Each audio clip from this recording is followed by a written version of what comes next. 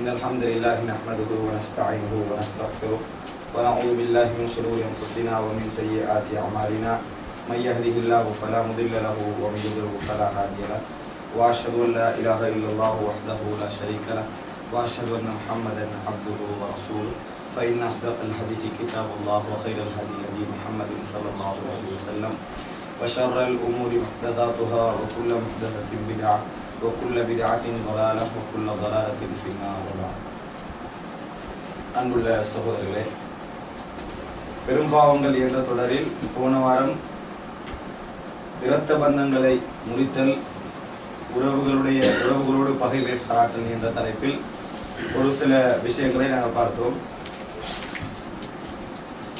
இன்று 17வது பெரும்பாவமாக ரஷுல் இமாமில் ரஐயா வதுல் முஹுலஹு, பொறுப்புள்ளவர்கள் பொறுப்பெடுத்தவர்கள் அந்த பொறுப்புக்கு கீழுள்ளவர்களுக்கு அநியாயம் செய்தது, மோசடி செய்தது. பெரும்பாவங்கள்ல 17வது பெரும்பாவமாக ஒரு விஷயத்தை பொறுப்பெடுத்தவர்கள், அந்த நிர்வகிப்பதற்கு கொடுக்கப்பட்டவர்கள் அதற்கு கீழுள்ளவர்களுக்கு அநியாயம் செய்தது, மோசடி செய்தது. இது வந்து பெரும்பாவங்கள் அடங்கும். இப்ப பொறுப்பு என்று சொன்னா எந்த பொறுப்புன்னு சொன்னா இந்த வேலையை செய்யுங்கன்னு கொடுக்குற பொறுப்பு அல்ல. இதுல உள்ள சப்ஜெக்ட் வந்து இந்த வேலையை செய்யுங்க அந்த வேலையை செய்யுங்கன்னு கொடுக்குற பொறுப்பு அல்ல. ஒரு வேலைக்காரன் நாங்க கொடுக்குறோம், இதை செஞ்சுட்டு வாங்கன்னு சொல்லி அவர் அந்த வேலையை செய்யறதுல இதுலயே ஒரு அநியாயம் செஞ்சுட்டாருண்டா அதுவும் மோசடி தான். ஆனால் இங்க சொல்லப்படுற அந்த மோசடி அல்ல. இவரையே நம்பி வாழக்கூடிய அமைப்புல ஒரு தலைமைத்துவம் கொடுக்கப்படுது. உதாரணமா இஸ்லாமிய ஆட்சியாளர்னு வைங்க. இஸ்லாமிய ஆட்சியாளர் அந்த ஒரு ஏரியால வந்து அவர் ஒரு ஹலீஃபாவாக, ஒரு பிரதேசத்துக்கு ஹலீஃபாவாக ஆகிறார், முஸ்லிம்களுடைய சமூகத்துக்கு ஹலீஃபாவாக ஆகிறாரு. இங்க வந்து மக்கள் பொறுப்பு கொடுத்திருந்தாலும் முழு ஆட்சி அதிகாரம், மக்களுடைய நலவு, எதிர்கால அம்சங்கள் எல்லாம் அல்லாஹ்வுக்கு அடுத்ததாக உலகியல் காரணி என்ற அடிப்படையில யார கையில தான் இருக்குது? அந்த ஆட்சியாளர் கையில தான் இருக்கு. அந்த ஆட்சியாளர் ஒரு ஏரியாவுக்கு ஒரு பொறுப்பாளரை வைக்கிறார், ஒரு கவர்னரை. நீங்க இந்த சமூகத்தை கவனிச்சு வரணும், அந்த சமூகத்துக்குரிய நலவுகளை செய்யணும் என்று ஒரு ஆளை பொறுப்பா நியமிக்கிறாரு. அவ இங்க எல்லாம் வந்து இவங்க மக்கள் வேலை கொடுக்குற மாதிரி இல்லை. அவங்க வந்து என்னது கீழே எடுத்து நான் உங்களுக்கு நலவு செய்யறவங்க ஆட்சிக்கு வராங்க, மக்கள் அவங்கள நம்புறாங்க. இப்படி நம்பிக்கை என்ற அடிப்படையில, பதவி என்ற அடிப்படையில கிடைச்சி மக்களுக்கு நலவு செய்ய வேண்டிய ஒரு பொறுப்புல இருந்து கண்டு அவங்களுக்கு அநியாயம் செஞ்சு துரோகம் செய்யுது. இதுதான் இந்த தலைப்புடைய நோக்கம். கொடுக்கப்பட்ட பொறுப்பை ஒழுங்கா, கொடுக்கப்பட்ட கடமைகளை ஒழுங்கா செய்யாமல் இருக்கிறதும் ஒரு பாவங்கள்ல உண்டுதான். ஆனா இங்க சொல்லப்படுகின்ற பெரும் பாவம் எதுன்னு சொன்னா, மக்களுடைய விஷயங்களை நிர்வகிப்பதற்கான பொறுப்பு கிடைச்சு, மக்களுடைய நலவுகள், மக்களுடைய எதிர்காலம், மக்களுடைய கல்வி, மக்களுடைய உணவு, மக்களுடைய உடை, மக்களுடைய நிலங்கள், இந்த மாதிரி இருக்குது. அதாவது மனிதர்களுடைய நலவுகளோடு சம்பந்தப்பட்ட பொறுப்புகள்.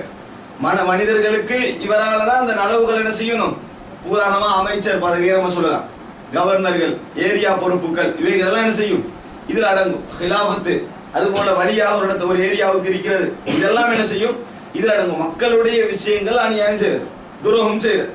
அப்ப சர்வசாதாரணமா நம்ம சொல்றோம்னா இன்றைக்குள்ள காதி பதவிகள் எல்லாம் என்ன செய்யும், இந்த தலைப்பு கீழே அடங்கும். காரணம் என்ன?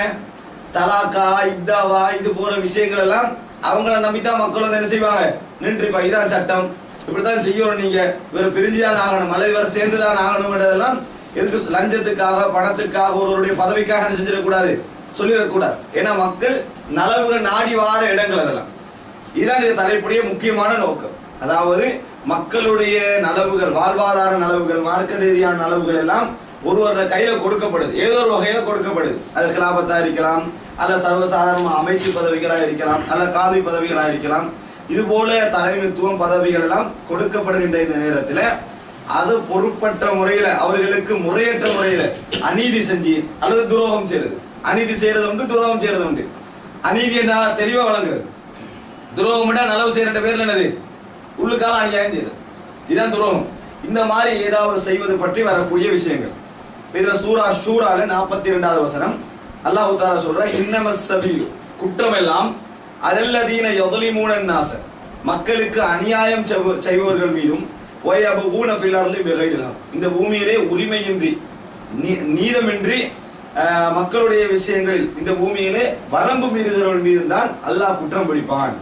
இந்த உலகத்திலே இவர்கள் எல்லாம் அதாவது மக்களுக்கு அநியாயம் செய்கிறார்களோ, அதுபோன்று உரிமையின்றி இந்த பூமியிலே வரம்பு மீறி செல்கிறார்களோ அவர்கள் மீதுதான் உலாயிக்க லஹும் அதாபுன் அலீம், இவர்களுக்கு கடுமையான தண்டனை உண்டு. இந்த வசனத்தை நம்ம சரியா வழங்கணும். இது அல்லாஹ் தஆலா வயபூன ஃபில் அர்தி பிகைரில் ஹக், உரிமை இல்லாமல் அத்துமீறி செல்லுகின்றவர்கள் அல்லாஹ் தஆலா சொல்றான். ஏனென்றால் மனிதர்களால் எந்த எக்ஷனுமே எடுக்க முடியாத சில கட்டங்கள் வரும். ஒத்த அநியாயம் செஞ்சுக்கிட்டு இருப்பான், அத்துமீறிக்கிட்டு இருப்பான். ஆனா எந்த எக்ஷனுமே என்ன செய்யலாம் இருக்கும், எங்களுக்கு எடுக்கலாம் இருக்கும். இன்றைக்கு ஒவ்வொரு ஊர்களில் ஒவ்வொரு குடும்பங்கள் எல்லாம் அப்படி நடக்கும். சொத்துக்களை பறிக்கிற நடக்கும். நானா மௌத்தாயிட்டான்னு சொன்னா தம்பி என்ன செய்வான் தெரியுமா, நானோட பிள்ளைக்கோ அல்லது தண்ட தம்பி நானமார்களுக்கோ கிடைக்காத அமைப்புல இவன் ஒரு பணக்காரன், ஆட்சி நல்ல பவர் இருக்கிறதுனால தைரியமான சொத்துக்கு அவன் அடைச்சிட்டு போவான், தைரியமா டீட்டு எழுதிட்டு போவான். இவங்களுக்கு எந்த ரியாக்ஷனும் எடுக்கலாம் இருக்கும். இதுதான் அல்லாஹ் தஆலா சொல்றான் வயபூன ஃபில் அர்தி பிகைரில் ஹக், உரிமையின்றி அத்துமீறுகின்றவர்கள்.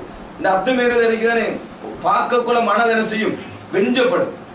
ஏதாவது செய்யறவன் நினைக்கும், ஆனா என்ன செய்யலாம், ஒன்றுமே செய்யலாம். இதுதான் அல்லாஹ் தஆலா சொல்றான். அல்லாஹ் தஆலா இவர்களுக்கு கடுமையான தண்டனையை தயார்படுத்தி வைத்திருக்கிறான் என்று சொல்றான். இந்த வசனம் ஒரு பொதுவான வசனம், அநியாயம் செய்யற சம்பந்தமான ஒரு பொதுவான வசனம்.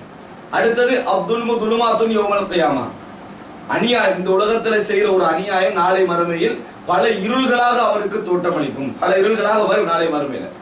அந்த சாஹிபுக்கு, அந்த அநியாயம் செய்தவருக்கு அது பல இருள்களை கொண்டு வந்து சேர்க்கும். புகாரி முஸ்லிம்ல கூடிய செய்தி. இவையெல்லாம் பொதுவாக அநியாயம் செய்யக்கூடிய சப்ஜெக்ட் சொல்ற வசனங்கள். பொதுவாக மனிதனுக்கு அநியாயம் செய்யக்கூடாது, துரோகம் செய்யக்கூடாதுன்னு விஷயம்.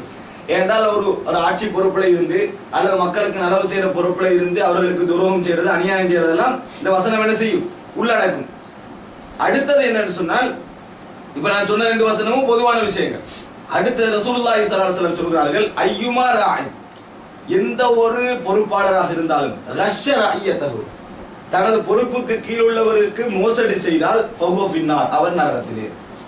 தனது பொறுப்புக்கு கீழ் உள்ளவருக்கு மோசடி செய்தால் அவர் நரகத்திலே. இது இமாம் இப்னு அஸாக்கிர் அவங்க பதிவு செய்யக்கூடிய ஒரு செய்தி.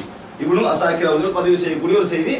ஐயுமா ராய், பொறுப்பு கொடுக்கப்படும் இந்த ராயினது ரசூல் ஸல்லல்லாஹு அலைஹி வஸல்லம் அழகா சொல்றாங்க, குல்லுக்கும் ராய், உங்களில் ஒவ்வொருவரும் பொறுப்பாளர்கள், வகுல்லுக்கும் மஸ்ஊலுன் அன் ரஅய்யத்திஹி, உங்களில் ஒவ்வொருவரும் தனக்கு கீழ் பொறுப்பில் உள்ளவர்களை பற்றி கேட்கப்படுவீர்கள்.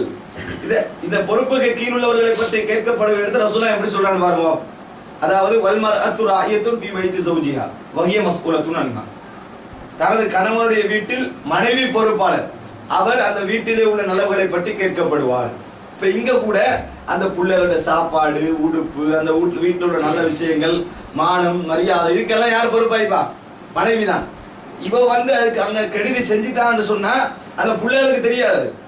அந்த பிள்ளைகளுக்கு என்னது, ஒரு நஞ்சை வச்சு கொடுத்தாலும் சரி, பிள்ளைகளை நஞ்சு வச்சு கொடுக்குறாங்க அது தெரியாது. அல்லது பிள்ளையோட உடுப்புல அநியாயம் செய்யறவங்க இருக்கிறாங்க, அது பிள்ளைகளுக்கு தெரியாது.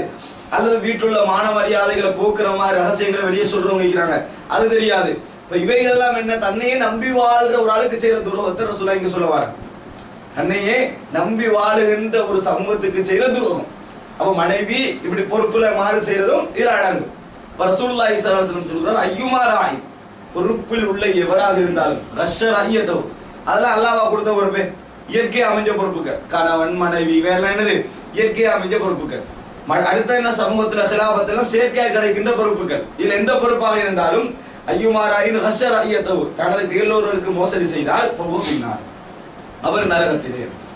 இன்னொரு செய்தி பாருங்க, முஸ்லிம்ல ரசூலுல்லாஹி ஸல்லல்லாஹு அலைஹி வஸல்லம் சொல்கிறார்கள் மாமின் அபதி, எந்த ஒரு அடியானாக இருந்தாலும் யஸ்தஈஹு அல்லாஹு ரஅய்யத்தன், அல்லாஹ் தஆலா அவருக்கு ஒரு பொறுப்பை கொடுக்கிறார். மக்களை மெயின்டைன் பண்ணுகின்ற ஒரு பொறுப்பை, ஒரு தனக்கு கீழே சில மக்களை வைத்து நிர்வகிக்கின்ற பொறுப்பை அல்லாஹ் ரப்பல் ஆலமீன் கொடுக்கிறான். கொடுத்து யமூத்து யௌம யமூத்து வஹுவ காஷுல் லிரஅய்யதி, ஒரு நாள் அவருக்கு மரணம் வருகின்ற வேளையில் தனக்கு கீழுள்ளவர்களுக்கு மோசடி செய்த நிலையில் அவர் மரணித்தால் இல்லா ஹர்ரம் அல்லாஹு அலைஹில் ஜன்னா, அல்லாஹ் அவருக்கு சொர்க்கத்தை ஹராமாக்கி விடுவார். இந்த வசனத்தை பாத்தீங்களா, நரகத்தில் நுழைவார் என்றது ஒரு சப்ஜெக்ட், சொர்க்கத்தை ஹராமாக்குவாண்டா என்றைக்கும் போக மாட்டான்னு அர்த்தமா இல்லையா?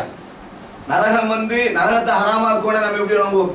அவருக்கு நரகம் கிடைக்கவே கிடைக்காது, அவர் போக மாட்டார் அர்த்தம். சொர்க்கத்தை ஹராமாக்குவார்னு சொன்னா அவர் நரகத்திலேயே நிரந்தரமான அர்த்தம். அவ எந்த ஹதீஸிலே முஸ்லிம்ல வரக்கூடிய செய்தி, மாமின் அப்தி, ஒரு